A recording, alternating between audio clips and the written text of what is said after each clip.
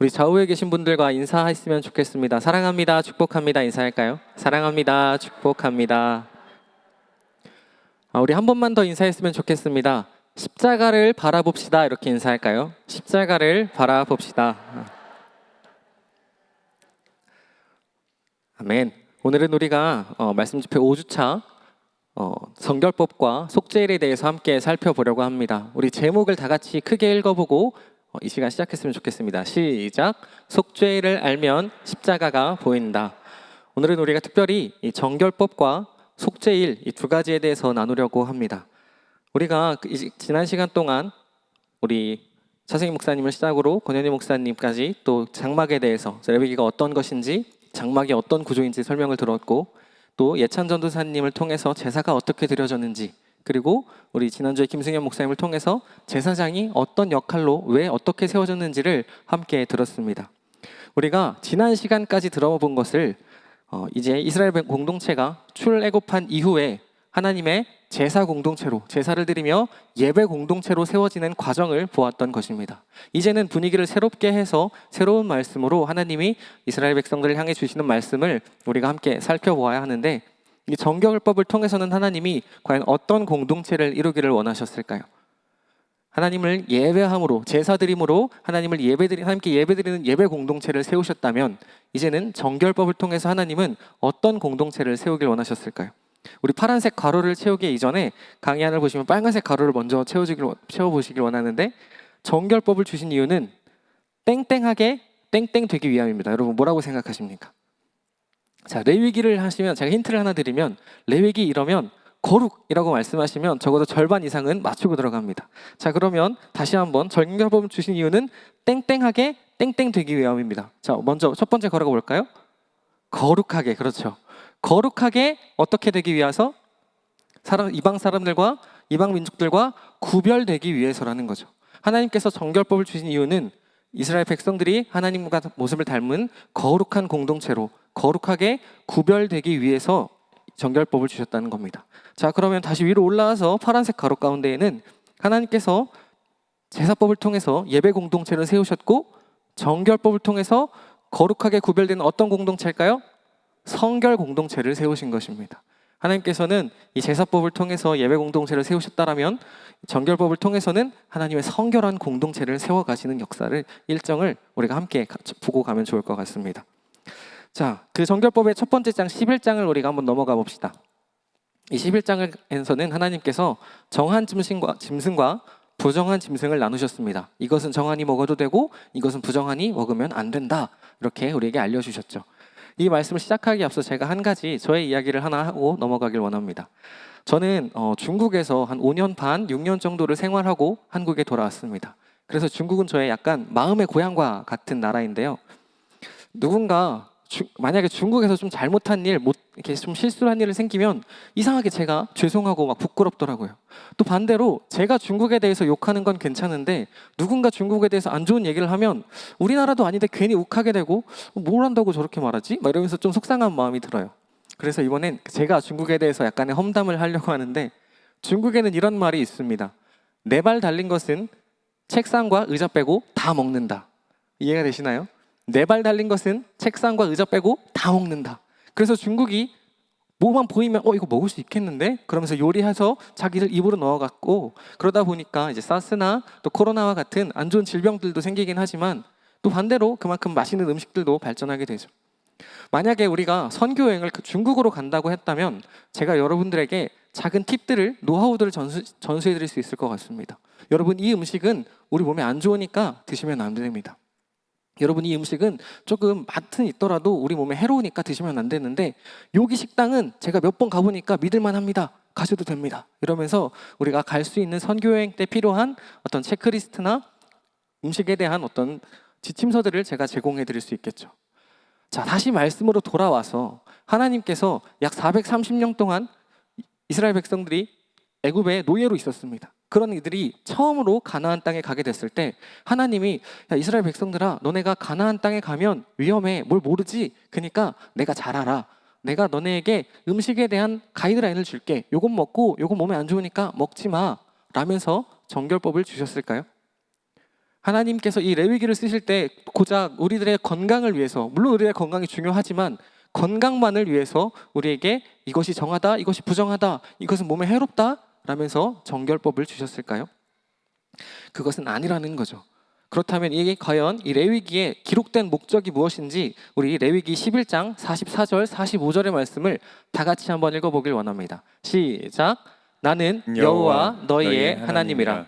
내가 거룩하니 너희도 몸을 구별하여 거룩하게 하고 땅에 기는 길짐승으로 말미암아 스스로 더럽히지 말라. 나는 너희의 하나님이 되려고 너희를 애굽 땅에서 인도하여 낸 여호와라. 내가 거룩하니 너희도 거룩할지어다. 아멘. 하나님께서 이 음식법을 주신 목적이 무엇이었을까요? 정답은 거룩입니다. 맞습니다. 이 레위기 가운데에 음식법을 주시면서, 정결법을 주시면서 하나님이 건강해라, 아프지 마라가 아니라 가장 우선되는 목적은 거룩해라. 너희가 이방 민족들과 구별되어라.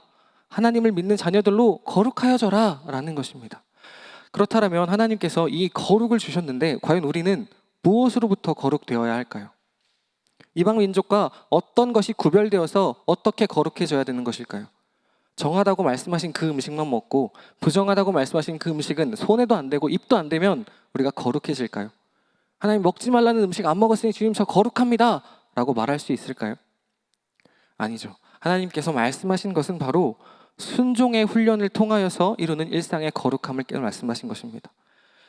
내가 이것이 부정하다고 하나님께서 이게 부정하다고 말씀하셨으면 우리가 그것을 먹지 않습니다. 그것을 먹지 않음으로 말미암아 이방 민족과 구분되는 것입니다.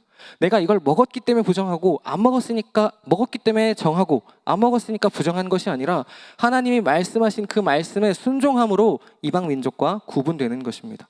하나님을 왕으로 모시고 그분이 우리의 창조주임을 기억하고 그분을 예배하는 예배 공동체로 우리가 살아가면서 그 말씀에 순종하기 시작할 때 우리가 거룩한 공동체로 구별되어지고 구분되어지는 것입니다. 이 레위기의 전체적인 맥락은 이와 같습니다. 하나님께서 구별법을 주셨는데 이 무엇이 정결한지 정결법을 주셨는데 그것은 무엇이 좋고 나쁘고의 목적이 아니라 구별될 것, 거룩하게 구별될 것이 하나님의 중요한 포인트라는 것을 우리가 기억하길 소망합니다. 근데 여기서 약간의 문제가 생길 수 있습니다. 여러분, 하나님께서 이 정결법을 주시면서 특별히 음식에 대해서 돼지고기와 장어 이런 것들도 먹지 말라고 금하셨어요. 오늘 혹시 돼지고기를 드시고 오신 분 계십니까? 나 어떻게 이미 먹었는데 어떻게 하나 그런 고민이 생기실 건데 염려하지 않으셔도 되는 것은 예수님께서 또 하나님께서 모든 음식이 정결하다고 말씀해 주셨습니다. 마태복음 7장에서도 마가복음 7장 18절에서 이렇게 이야기하십니다. 예수께서 이르시되 너희도 이렇게 깨달음이 없으냐 무엇이든지 밖에서 들어가는 것이 능히 사람을 더럽게 하지 못함을 알지 못하느냐. 무엇을 먹느냐 무엇을 입느냐 어떻게 먹느냐가 중요한 것이 아니라 밖에서 들어오는 하나님이 만드신 그것들은 다 깨끗하고 우리 안이 정결해야, 우리 안이 거룩해야 우리 입에서 나오는 것조차도 거룩하고 우리 입 밖으로 나오는 우리의 말과 우리의 손과 행실이 거룩하여질 수 있다는 것을 기억한다고 예수님께서 말씀하신 것이죠. 마태복음 15장 11절에서도 잠깐 띄워주시면 입에서 나오는 그것이 사람을 더럽게 하는 것이라 하나님이 지으신 것은 다 깨끗하니라 라고 말씀해 주십니다. 뿐만 아니라 하나님이 베드로에게도 환상 중에 나타나십니다. 베드로가 고넬료를 찾아갑니다. 그 고넬료와 함께 교제를 해야 되는데 하나님이 베드로의 환상 중에 나타나셔서 3번이나 이렇게 말씀하시죠. 10장 15절에 보니까 두 번째 소리가 있을 때 하나님께서 깨끗하게 하신 것을 내가 속되다 하지 말라 하더라. 하나님께서 3번이나 나타나셔서 내가 깨끗하다고 말했다 괜찮다라고 이야기해 주십니다.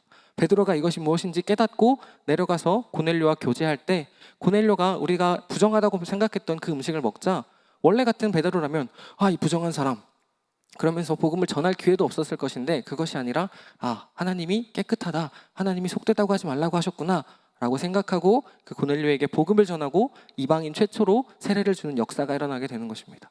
우리에게 가장 기쁜 소식은 돼지고기나 장어나 여러분들이 좋아하는 음식을 마음껏 드셔도 됩니다. 하나님께서 우리가 레위기의 그 음식의 부정함은 오늘날까지 지속되는 것이 아니라 하나님께 순종함으로 거룩함이 훈련되어질 그 정신이 우리에게 계승된 것이지 그 율법에 매여 있지 않기를 소망합니다. 우리가 그렇다면 이제 이 정결법의 나머지 내용들을 조금 빠른 속도로 쭉쭉쭉 넘어가 보길 원합니다. 12장에 넘어가니까요. 12장에서는 출산에 관한 규례가 나옵니다. 하나님의 귀한 생명을 낳는 이 출산이 부정하다고 말씀하신 이유는 무엇일까요? 출산이 부정한 것은 그 산모의 어떠함이나 아기의 어떠함이 부정한 것이 아니라 바로 피 흘림 때문에 부정하다라고 이야기하고 있는 것이죠. 성경 우리가 창세기 9장 4절의 말씀을 보기를 원합니다. 창세기 9장 4절 보니까 그러나 고기를 그 생명되는 피째 먹지 말 것이라. 그 생명되는 피째 먹는 것이 하나님께서 금하셨습니다. 또 레위기 17장 11절에 보니까 육체의 생명은 피에 있음이라 라고 말씀하십니다. 자, 그러면 우리가 가로를 채워 넣을 수 있겠죠? 성경은 땡땡이 피에 있음을 강조했습니다. 이것이 무엇입니까? 생명입니다. 맞습니다. 바로 생명이 피에 있음을 강조하면서 이 생명되는 것이 하나님의 생명이 주관자 되신 하나님의 허락 없이 동의 없이 피 흘리는 것이 부정하다고 말씀하셨고 그것에 대해서 정결하게 다시금 나올 것을 하나님이 요청하고 계신 것입니다. 어떤 학자가 이것을 재미나게 풀이했는데요. 그 당시에 제사를 드리다 보면 너무나 많은 어떤 지켜야 될 규례들이 많고 해야 될 일들이 많아서 우리 아녀자들의 여인들의 일들이 엄청나게 많았을 거라고 예상하더라고요. 그러면서 이 출산은 하나님께서 특별히 여인들에게 주시는 출산 휴가라고 표현하시더라고요. 여러분 그게 아닌 줄 믿으십니다. 출산 휴가를 주기 위해서 하나님께서 이 정결법을 주신 것이 아니라 하나님 말씀에 순종함에 나아갈 때 하나님이 주시는 축복인 줄 믿습니다. 13장에 나아가서는 이제 피부병에 관한 규례가 나옵니다. 여러분 이 피부병은 이제 당시에는 의학이 많이 발달되지 않아서 나병으로 모든 것이 포함됐지만 사실은 차라트라 그래서 모든 피부병을 포함하고 있는 것이죠. 이 피부병은 단순히 피부가 어떻게 되는 것이 아니라 이 피부로 인하여서 죽음이 있고 또 이 피부로 인하여서 죄가 우리에게 임한다고 그들은 믿게 되었습니다. 우리가 사실상 눈에 보이는 것 가운데 조금 더 민감하게 반응하는 것 같아요. 하루는 제가 머리가 너무 아파서 머리가 아프다 해도 괜찮아요? 하고 다들 지나가다가 옆에서 누가 손가락에 피가 뽁 나면 다 가서 이거 괜찮아요? 피 났어요? 라면서 정작 머리 아픈 사람보다 작은 피에 우리가 민감하게 되죠. 그것처럼 그 당시에도 눈에 보이지 않는 질병들을 가지고서 그가 죄가 있다, 그가 죽음 가운데 가고 있다는 걸 깨닫지 못했지만 눈에 보이는 피부 가운데 피부에 뭔가 질병이 나타나면 이 사람은 진짜 질병이 있고 진짜 아프고 이것이 죄로 인한 것이다 라고 사람들이 그렇게 여겨졌다는 거죠. 욥기에서도 18장 13절에 보니까 질병이 그의 피부를 삼키리니 곧 사망의 장자가 그의 지체를 먹을 것이며 라고 기록하면서 그가 피부에 뭔가 문제가 있을 때 그의 죄로 인해서 그가 사망에 이를 것이다 라고 이야기하고 있었던 것이죠. 그런데 이것이 참 감사하게도 여러분 이 피부병이 났을 땐 의사에게 찾아가는 것이 아니라 제사장에게 찾아갔습니다. 그리고 제사장이 그를 진단하고 진찰하고 이것이 어떤 병인지 부정한 것인지 정한 것인지 판결했다라고 기록합니다. 의사가 아닌 왜 제사장에게 갔을까요? 누군가 우리에게 피부병이 났다라고 하면 그 당시에는 모두가 기피했고 부정하다 여기고 그를 멀리했을 것입니다. 그런데 제사장에게 찾아감으로써 하나님이 레위기에서 가장 긴 절수 59절이나 되거든요. 피부병의 종류들을 하나하나 일일이 다 말씀해 주시면서 그 사람이 사회적으로 낙오되거나 사회적으로 무시받지 않고 또 실족하지 않을 수 있도록 자세하게 정밀하게 진찰하고 그가 정하다면 다시 돌려보내고 부정하다면 부정한의 기일을 채우고 다시 제사를 함으로 돌아오게 할 것을 즉 이스라엘 백성들이 누구 하나 소외되거나 버려지지 않고 그 공동체 안에서 살아갈 수 있도록 하신 하나님의 배려인 줄 믿습니다. 그렇게 출산에 관한 규례가 정하다 부정하다 끝나고 나면 14장에서는 피부병으로 인해 부정하다고 여겨졌던 사람들이 다시 제사함으로 돌아오는 규례들이 기록되어 있습니다. 이때는 특별히 그냥 소제나 번제를 드리는 것이 아니라 생명의 제사를 드림으로 그가 다시금 이 공동체로 들어올 때 환영받을 수 있도록 해줍니다. 그 두 마리의 새를 준비하고 생명을 상징하는 흐르는 물을 정결함을 상징하는 질그릇에 담습니다. 고여있는 물을 담는 것이 아니라 흐르는 물을 담아서 그곳에서 새 한 마리를 죽입니다. 그곳에 있는 피를 우슬초를 닮아서 우슬초로 환자에게 뿌리고 그가 정결하게 되었음을 상징하며 이 또 다른 새를 피에 적셔서 하늘로 날려보냅니다. 그것을 보는 환자는 어떻게 했을까요? 내 죄가, 내 병이 이 피에 고여있던 내 병들이 자연 가운데로 날아가는구나 라는 것을 직접 보며 그가 고통당했던 것들을 그다가 소외받고 그가 공동체로부터 분리돼서 죽음을 경험했던 것들을 다시 회복하는 것을 보게 해주십니다. 그렇게 하나님께서 생명의 제사를 통해 환자에게 소망을 심어주실 뿐 아니라 환자가 공동체로 다시 들어올 때 여러분 혹시 코로나로 기억하십니까? 제가 코로나가 걸려서 확진됐다가 다시 돌아왔을 때 저는 멀쩡하다고 여겼지만 기침만 하면 누군가는 옆에서 몰래 마스크를 쓰고 있고 제가 기침만 하면 이렇게 약간씩 떨어지는 걸 경험했습니다. 한 번쯤은 경험하시고 또 이렇게 마스크를 쓰신 분들이 계신 것 같은데, 그 당시에도 피부병이 나았다고 한들 이게 진짜 나은 것인가? 라면서 그 사람을 기피했을지도 모르겠습니다. 하지만 7일간의 격리 기간과 다시 돌아와서 온 털을 밀고 씻고 8일째 되는 날 다시 제사를 드림으로써, 아, 저 사람이 하나님이 정하다고 인정해 주셨다, 내가 더 이상 어떻게 판단할 수 없다라고 공동체 가운데 들어오는 것을 하나님이 허락하고 계시는 것이죠.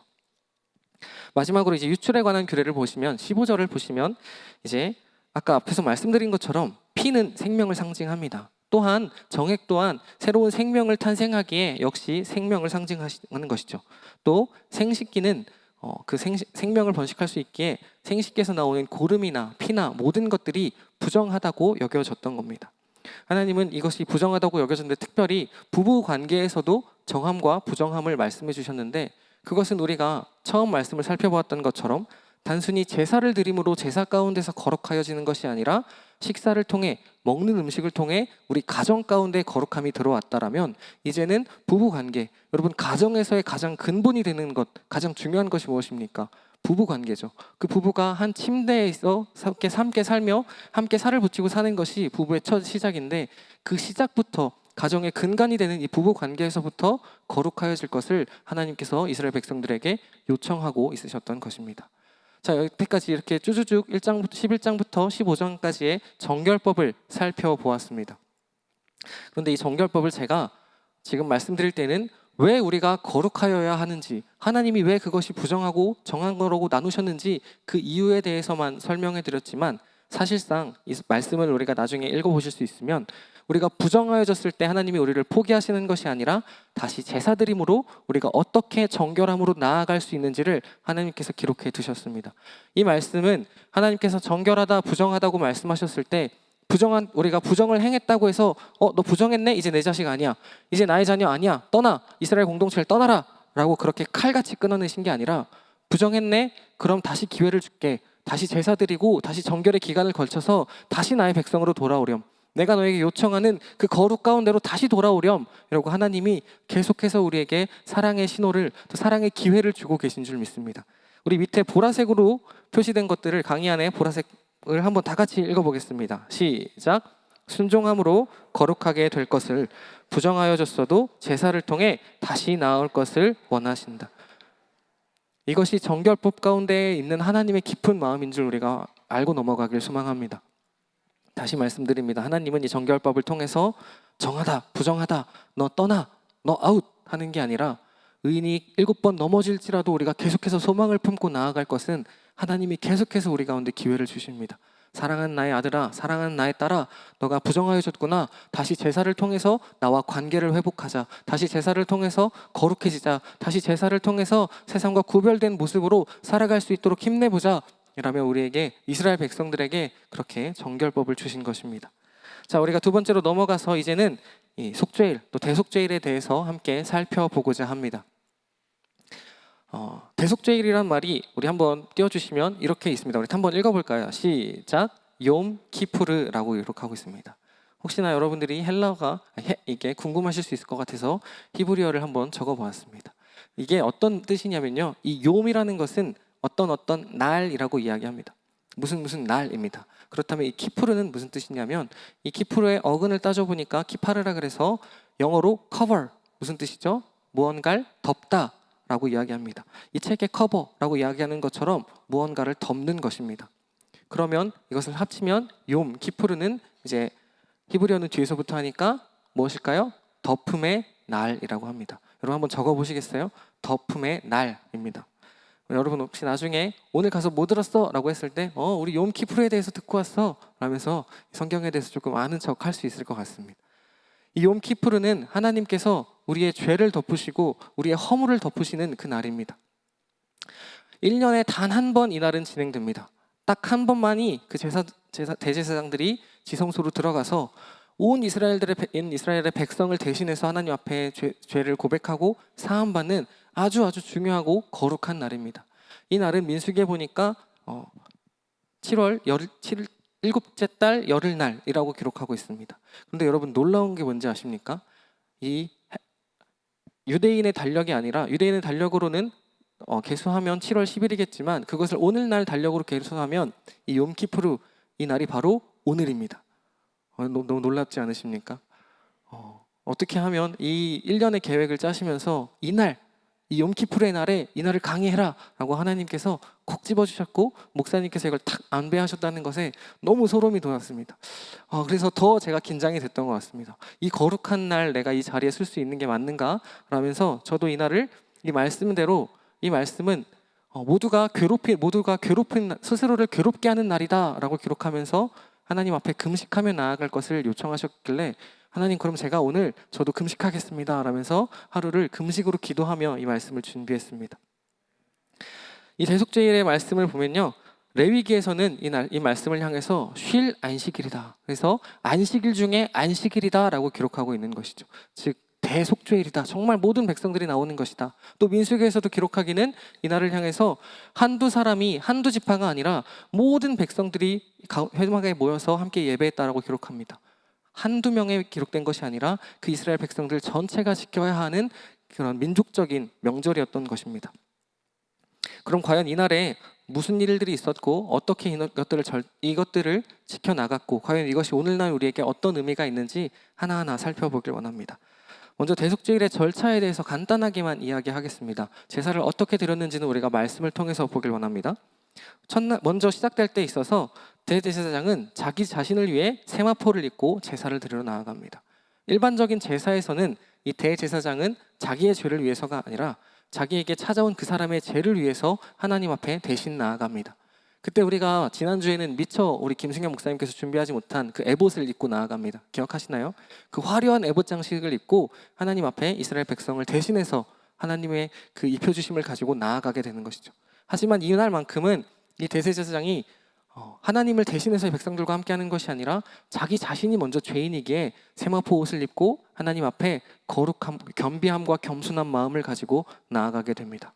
그렇게 먼저 자기 자신을 위해서 제사하고 자신의 죄를 속죄함 받고 난 후에 이스라엘 백성과 이스라엘의 단을 위해서 제사하게 되는 것이죠.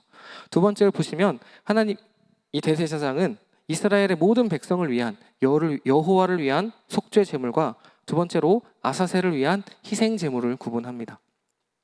여러분, 우리가 아사셀이 조금 생소하실 수도 있는데 이 아사셀은 제가 잠시 후에 설명을 드릴게요. 이때는 이 대제사장이 염소 2마리를 끌고 와서 하나는 여호와께 드릴 이스라엘 백성들을 위한 제물과 또 하나 아사셀을 위한 제물로 구분한다는 것만 기억하시면 좋을 것 같아요.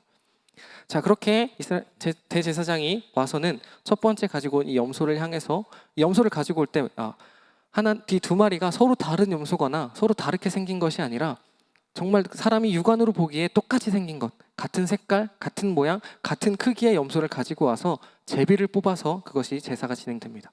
자, 첫 번째 제비 뽑힌 여호와를 위해 속죄될 그 염소를 우리 예찬 전도사님이 설명해 주셨던 것처럼 아주 조금은 잔인할 수 있지만 정말 힘들여서 공들여서 우리의 죄가 얼마나 죄악된 것인지를 실감하면서 제사를 드리게 됩니다.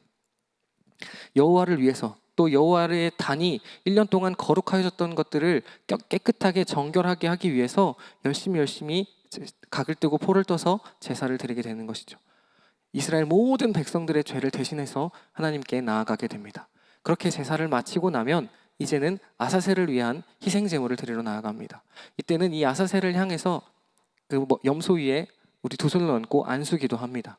이때 안수할 때에는 이 대제사장이 이스라엘의 모든 백성들의 죄를 대신해서 그 죄가 그 염소에게 전가시킵니다. 내가 이만한 죄가 있었고 내가 이만한 죄악들이 있었는데 이것을 다 염소에게 지웁니다. 그러면 이 염소를 누군가 준비했던 사람에게 넘기면 그는 염소를 끌고 사람들의 발길이 아무도 닿지 않는 무인 광야로 그 염소를 끌고 갑니다. 그렇게 아무도 사람들의 발길이 닿을 수 없는 그 척박한 광야에 끌려간 염소는 그곳에서 죽음을 맞이하게 됩니다. 그 염소를 직접 죽이는 것이 아니라 그냥 그곳에 두고 오는 것이에요. 이 염소가 돌아오면 안 되기에 그 염소를 낭떠러지 근처에 두기도 하고 뱅뱅뱅뱅 돌려서 길을 못 외우게 한 후에 가기도 하고 정말 땅끝 풀숲 속에 맹수들이 자리할 만한 그곳에 아사셀의 염소를 두고 돌아옵니다. 그럼 이스라엘 백성들을 눈으로 보게 되는 것입니다. 내가 1년 동안 지었던 내 죄들이 하나님 앞에 죄 사함 받았을 뿐만 아니라 이 아사셀 염소를 통해서 다시는 돌아오지 않는 곳으로 갔다. 내 죄가 전과된 그 염소가 우리 진영을 떠나 우리가 머문 그곳을 떠나서 다시는 우리 가운데로 돌아오지 않는 것이다 라는 것을 이 염소를 통해서 시청으로 교육하고 있는 것이죠. 자, 이 말씀을, 이 대속죄의 절차를, 이 보라색깔 가루를 한번 보겠습니다. 여호와께 바친 속죄로 인해, 첫 번째 속죄 제물로 인해서 우리의 죄가 어떻게 되었을까요? 죄가 사함받게 되는 것입니다. 죄의 사함을 받게 됩니다. 그렇다면 이 아사셀을 통하여서는 어떻게 되었을까요? 잠시 저를 주목하시겠습니까? 이 아사셀이라는 것은 많은 학자들이 연구하고 있습니다. 하지만 정확하게 구분된 건 없지만 연구하기에 이 아사셀이 어떤 광야를 이루는 것이라, 광야의 장소를 이루는 것이다 라고 말하는 사람도 있고요. 아니면 이 죄를 지고 가는 그 염소의 역할을 말하는 것이다 라고 말하는 사람도 있고, 실제로 이게 어떤 악한 영에게 넘겨주는 것이다 라고 말하는 학자들도 있습니다. 이 아사셀이 이름이 어떻게 왜 불려지게 되었지는 모르지만 그 아사셀 염소가 하는 역할에 대해서는 우리가 분명히 알고 넘어가야 할 것 같습니다. 그 아사셀 염소가 하는 역할은 그 죄가 완전히 제거됐다는 뜻입니다. 조금도 남아있지 않고 이제 나에게서 떠나서 다신 그 죄가 존재하지 않는다라는 것을 말씀하고 있는 것입니다. 자, 그렇다면 우리가 빈칸을 나머지 채워볼 수 있겠죠? 아사셀을 통하여 무엇이? 죄가 완전히 제거되는 것입니다.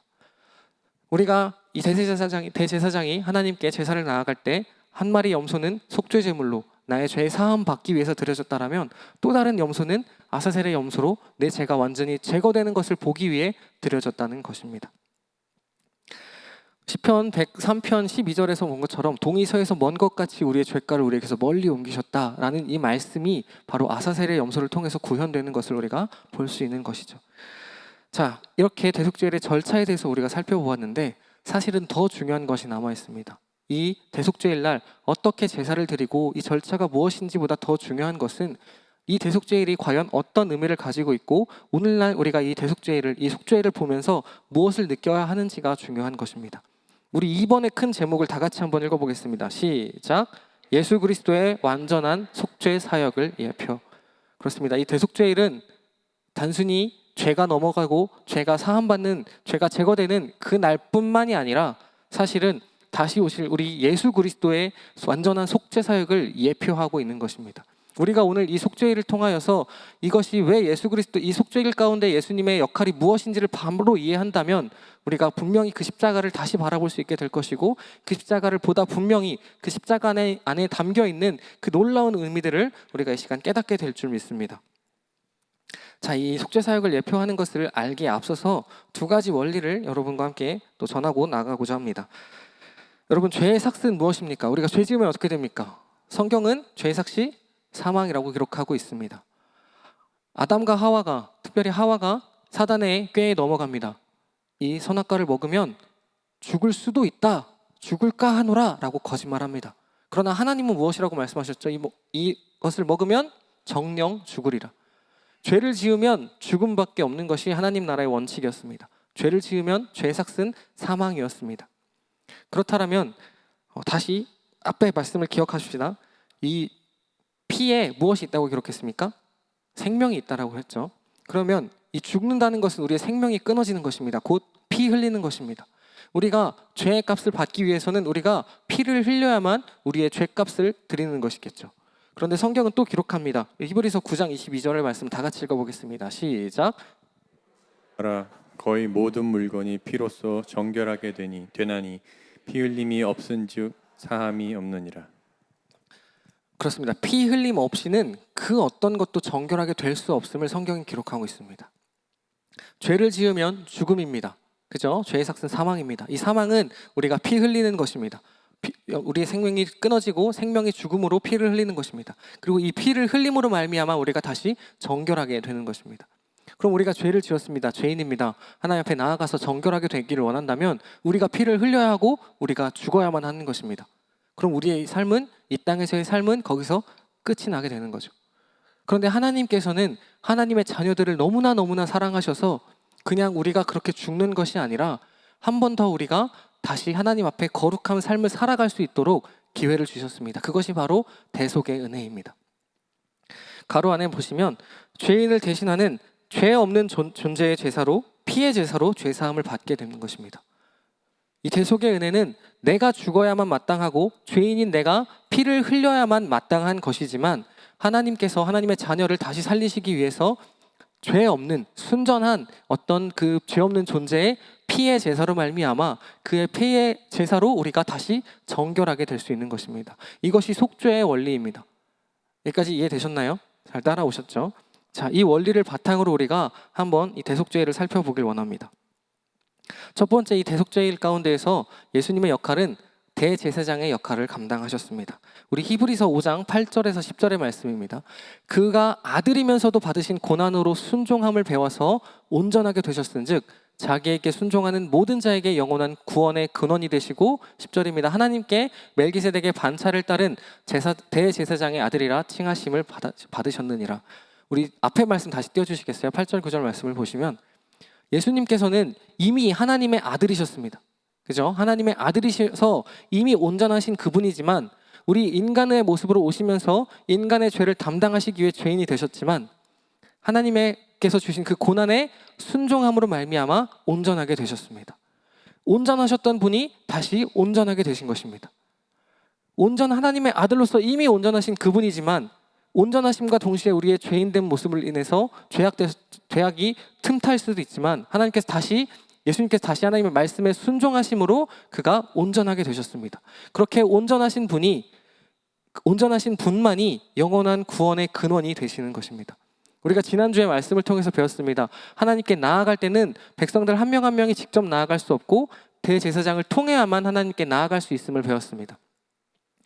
멜기세덱의 반차, 첫 번째 대제사장이 되었던 그 멜기세덱의 혈통을 따라서 유일한 완전하신 그 대제사장만이 예수님만이 그 대제사장이 되신 것을 히브리서 기자는 분명하게 기록하고 있는 것이죠. 또한 히브리서 7장 27절에서는 이렇게 기록합니다. 그는 저 대제사장들이 먼저 자기 죄를 위하고 다음에 백성의 죄를 위하여 날마다 제사 드리는 것과 같이 할 필요가 없으니 이는 그가 단번에 자기를 드려 이루셨습니다. 앞에서 이 대제사장은 먼저 자기의 죄를 위해서 속죄제를 드렸다라고 말씀드렸습니다. 하지만 우리 예수님께서는 이미 온전하신 분이기에 자기의 죄를 위하여서 속죄하실 필요가 없으셨던 분입니다. 이미 온전하신 분께서 그 온전함을 따라 하나님의 말씀에 순종함으로 온전하여지셨고 우리는 그분을 의지하고서만 그분을 통해서만 하나님께 갈 수 있게 된 것입니다. 우리에게 구원이 왜 십자가밖에 없습니까? 그것은 그분을 통해서만 우리가 구원을 얻을 수 있기 때문인 것입니다. 이렇기 때문에 우리가 십자가 외에는 다른 구원의 길이 없다라고 선포하게 되는 것입니다. 오직 예수의 십자가만이 우리를 구원으로 인도했고 예수의 십자가만이 우리를 하나님께 인도할 수 있는 것을 우리가 기억해야 할 것입니다. 두 번째는 대속제물 대신, 특별히 속죄제물 대신 예수 그리스도를 우리가 살펴보길 원합니다. 히브리서 9장 12절의 말씀입니다. 우리 다 같이 한번 읽어보겠습니다. 시작. 염소와 송아지의 피로 하지 아니하고 오직 자기의 피로 영원한 속죄를 이루사 단번에 성소에 들어가셨느니라. 아멘. 우리가 아까 이 염소의 죄를 통해서 그 대제사장들이 제사를 드리는 것을 기억하길 소망합니다. 그런데 제가 아까 대속의 원리를 소개하면서 이 어떤 존재가 우리의 죄를 사할 수 있다고 했죠? 죄 없는 존재만이, 온전하고 순전한 죄 없는 존재만이 우리의 죄를 대신할 수 있다고 말씀드렸습니다. 그런데 사람 중에서는 온전한 죄인이 있을까요? 모든 이가 죄인이고 모든 이가 완전할 수 없습니다. 그렇게 이 동물들은, 죄를 모르는 이 동물들은 특별히 우리가 기억하시나요? 흠없는 동물이어야만 하나님께 제사를 드릴 수 있었습니다. 다리가 다치거나 털이 깎여나가거나 그렇게 어떤 흠이 있는 동물이 아니라 정말 하나님 앞에서 흠없는 동물일 때, 정결하게 거룩하게 구별된 짐승일 때 우리가 제사를 드릴 수 있었습니다. 예수님께서 그 짐승의 역할을 대신하신 것입니다. 사람은 그 누구도 그 역할을, 그 자리를 대신할 수 없지만 오직 온전하고 흠없으신 예수 그리스도만이 그 대속제물의, 속죄제물의 자리에 들어가서 우리의 죄를 담당하신 것입니다. 그분은 이 속죄일은 매년 드려지는 것입니다. 1년에 한 번 가장 큰 명절이라고 말씀드렸죠. 매년 우리는 이것을 기억하며 드려야 했지만, 이스라엘 백성들은 그래야 했지만 예수님께서는 자기가 제물 되심으로 이 단 한 번의 제사로 통하여서 영원한 제사를 완성시키신 것입니다. 이것이 단순히 매년 드려지는 어떤 제사의 편의를 가져다 주신 것이 아니라 우리가 죄의 자녀로부터 하나님의 자녀로 옮겨지는 놀라운 사건을 예수님께서 이날 시행하신 것입니다. 또한 예수님께서 우리가 예천전사님을 통해서 들었을 때 이 제사를 드릴 때 굉장히 잔인하고 그 동물이 나의 죽음을 대신해서 죽음으로 찢겨지고 피 흘리는 것을 보셨을 것입니다. 그리고 이제는 그 역할을 예수님께서 이렇게 대신하셨습니다. 우리 이사야서 53장 5절의 말씀을 다 같이 읽어보겠습니다. 시작. 그가 찔림은 우리의 허물 때문이요 그가 상함은 우리의 죄악 때문이라. 그가 징계를 받음으로 우리는 평화를 누리고 그가 채찍에 맞음으로 우리는 나음을 받았도다. 우리가 말씀 띄워주시고요. 우리가 찔려야 하고 우리가 상해야 하지만 예수님께서 우리의 죄를 대신하셔서 그분이 찔리시고 상하신 것입니다. 우리가 징계를 받아야 하고 우리가 채찍에 맞아야 했지만 예수님께서 우리를 대신하셔서 우리를 행복하게 하시기 위해서 우리가 죄로부터 또 병으로부터 낫게 하기 위해서 그분이 찔리시고 상처 입으시고 채찍질 당하신 것을 이사야가 기록하고 있는 것입니다. 우리가 죽어야 할 그 자리에 예수님께서 그 자리를 대신하셨고 그분이 우리의 속죄 제물 되어주신 것입니다. 세 번째입니다. 주님께서 우리의 대속제물, 특별히 희생제물이 되어주셨습니다. 여러분 아사셀을 기억하시나요? 이 아사셀에게 우리의 죄를 전가해서 그가 우리의 죄를 지고 가게끔 했습니다. 이 말씀이 요한복음에서 그대로 기록되고 있습니다. 요한복음 1장 29절입니다. 다 같이 읽어보겠습니다. 시작. 이튿날 요한이 예수께서 자기에게 나아오심을 보고 이르되 보라 세상 죄를 지고 가는 하나님의 어린 양이로다. 이 아사셀 염소는 이스라엘 백성의 죄를 지고 무인 광야로 떠나게 되었습니다. 하지만 예수 그리스도께서는 이스라엘 백성이 뿐만 아니라 온 세상의 모든 죄를 지고 그가 그렇게 하실 수 있는 분이셨기에 온 세상 모든 인류의 죄를 홀로 지고 떠나가신 것입니다. 이것이 염소냐 양이냐가 중요한 것이 아닙니다. 물론 요한은 요한복음 가운데에서 목자 되신 분, 또 양 되신 우리를, 어린 양 되신 분을 계속해서 이야기할게 여기서 양으로 표현했지만 양이냐 염소냐가 중요한 것이 아니라 그분이 어떤 역할을 감당했느냐가 중요한 것입니다. 그분이 온 세상의 죄를 지고 우리의 죄를 지고 아무도 없는 그곳으로 홀로 떠나신 것입니다. 그렇게 그분이 가지고 가셔서 다시는 돌아오지 않는 그곳으로 우리의 죄를 대속하시기 위해, 우리의 죄를 완전히 사하시기 위해 떠나가게 되신 것입니다. 히브리서 10장 17절의 말씀을 제가 읽겠습니다. 또 그들의 죄와 그들의 불법을 내가 다시는 기억하지 아니하리라 하셨으니, 예수님께서는 우리가 지은 죄들에 대해서 그분이 갖고 다 가셨기 때문에 다시는 우리들의 죄에 대해서 너가 죄인이다, 너가 과거에 이런 죄를 지었다, 너가 감히 내게 나올 수 있느냐라고 묻지 않으시고 다시는 기억하지 않는다고 기록하고 계신 것이죠. 여기까지 우리가 이 대속죄 가운데에 예수 그리스도의 십자가가 어떤 역할을 했는지를 한번 쭉 살펴보았습니다. 오직 예수님만을 통해서 우리는 하나님께 나아갈 수 있습니다. 그분이 유일한 대제사장 되셨기 때문에 그분만이 유일한 구원의 길임을 우리가 기억하길 소망합니다. 두 번째로 그분이 우리에게 대속제물, 특별히 속죄제물 되셨습니다. 주님이 우리의 죄를 대신하셔서 십자가에 박히심으로, 십자가 고난을 당하심으로, 찢기시고 채찍질 당하시고 상하심으로 말미암아 우리의 죄가 사함받게 된 것입니다. 또한 그분께서 우리의 죄를 짊어지시고 홀로 가심으로 우리의 죄가 완전히 제거되는 것입니다. 사랑하는 성도 여러분, 우리가 그동안 십자가에 대해서 많이 배웠습니다. 또 십자가를 많이 묵상했습니다. 그런데 이 십자가는 단순히 그냥 과거에 있었던 어떤 한 사건도 아니고요. 이 십자가는 단순히 어떤 한 것을 보여주기 위한 예수님의 놀라운 부활을 보여주기 위한 그냥 단순한 놀라운 사건이 아닙니다. 그분의 이 십자가가 우리의 죄를 완전히 소멸시키셨습니다. 우리가 매년 제사를 드림으로 하나님 앞에 나아가는 게 어려웠던 그것들을 예수님께서 단 한 번의 제사로 인해서 모든 것들을 가능케 하셨습니다. 우리가 예수의 이름을 믿기만 하면, 예수 그리스도의 십자가를 의지하기만 하면 하나님께 나아갈 수 있도록 그 놀라운 길을 예비해 두신 것입니다. 이 보라색깔 가로 여러분, 예수 그리스도의 십자가만이 우리의 죄를 대속하시고 영원한 구원을 이루시는 것입니다. 우리가 다시 이 시간 십자가를 기억하시길 소망합니다. 이 속죄를 알면 십자가가 보인다는 것은 정말 이 속죄일 가운데에 예수 그리스도의 십자가가 선명하게 드러나 있기 때문입니다. 이 선명하게 드러난 이 십자가를 우리가 다시 묵상하길 소망합니다. 한 가지만 더 읽겠습니다. 고린도후서 5장 21절입니다. 우리 다 같이 한번 읽어볼까요? 시작. 하나님이 죄를 알지도 못하신 이를 우리를 대신하여 죄로 삼으신 것은 우리로 하여금 그 안에서 하나님의 의가 되게 하려 하심이니라. 아멘. 이 죄를 전가시킬 때, 이 염소에게 또 양에게 우리가 죄를 전가할 때 나의 죄는 그 염소에게 가고 그 염소의 순결함은, 온전함은 우리에게 오는 것입니다. 이 죄가, 나의 죄가 같다고 해서 내가 빵이 되는 게 아닙니다. 내가 마이너스의 죄에서 이 죄를 전가했으니 내가 제로 다시 시작이 아니라 그의 정결함이 내게 전이 되는 것입니다. 예수 그리스도의 십자가를 믿으면 내 죄가 예수님께 갔고 그 예수의 거룩하심, 그 의로우심이 내게 찾아오는 것입니다. 그것이 우리가 하나님의 아들이 되는 것이고 하나님이 우리를 의롭다 칭해 주시는 것입니다. 나는 여전히 죄인이고 나는 여전히 하나님 앞에 나아갈 수 없는 존재지만 내 죄를 주님께 드렸을 때 주님의 의로우심이 내게 찾아왔고 그래서 내가 하나님의 의로우심을 받아 의롭다고 칭함을 받을 수 있게 되는 것입니다. 죄를 모르는, 죄를 알지도 못하는 예수님께 우리는 그렇게 죄를 전가시켰고 그 놀라운 은혜가 우리에게 찾아와서 우리가 의인으로 살아갈 수 있게 되는 것입니다. 이것이 십자가의 은혜이고 십자가의 놀라운 역사인 줄 믿습니다. 우리가 이 시간 다 같이 다시 한번 찬양을 하며 나아가길 소망합니다. 이 십자가를 기억하시면서 예수 그리스도를 기억하시면서 이 만왕의 왕 되시는 그분이 왜 고초당했고 이 벌레 같은 날 위에 그의 보혈이 흘리셨는지 그 은혜에 감사하며 찬양하길 소망합니다. 다 같이 찬양합시다. 만왕의 왕 내 주께서,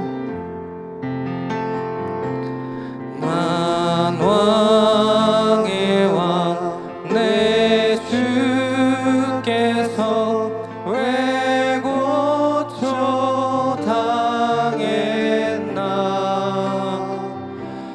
이 벌레 같은 날 위해 그 보혈을 련. 2절 주 십자가 못 박힘은, 주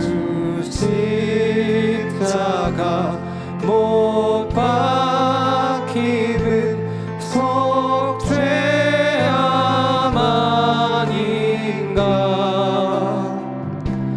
그 긍휼함과 그 은혜 말할 수 없도다. 십자가 내가 처음 볼 때에 나의 맘에 큰 고통 사랑하셔.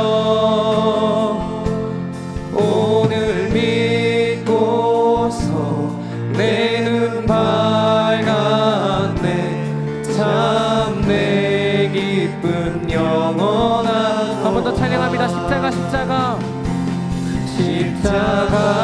십자가 내가 처음 볼 때에 나의 맘에 큰 고통 사라져.